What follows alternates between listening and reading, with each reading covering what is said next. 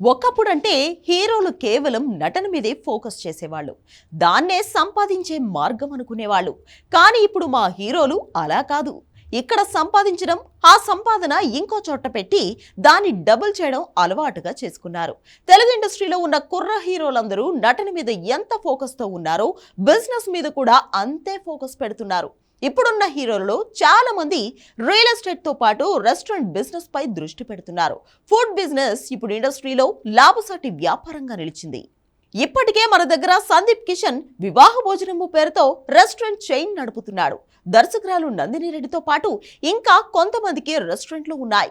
నాగ చైతన్య కూడా ఒక past restaurant నడుపుతున్నాడు. ఇప్పుడు ఈ లిస్ట్ లోకి కిరణ్ అబ్బవరం కూడా రాబోతున్నాడు. త్వరలోనే తన ఫుడ్ బిజినెస్ మొదలు పెట్టబోతున్నట్లు చెప్పాడు. తన కొత్త చిత్రం దిల్రుబా ప్రమోషన్లో భాగంగా ఇచ్చిన ఓ ఇంటర్వ్యూలో ఈ విషయంపై ఓపెన్ అయ్యాడు కిరణ్ అబ్బవరం.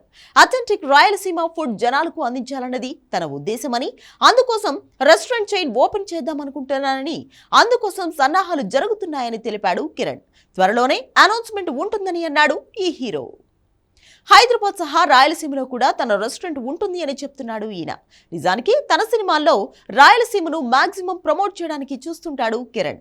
వినరు భాగ్యము విష్ణు కథ సినిమాలో కూడా తిరుపతికి ఎక్కువగా ఎక్స్పోజ్ చేశాడు. ఒకవేళ తాను సినిమాల్లోకి రాకపోయి ఉంటే ఖచ్చితంగా రాజకీయాల్లోకి వెళ్లి ఉండేవాణ్ణని చెప్పాడు కిరణ్.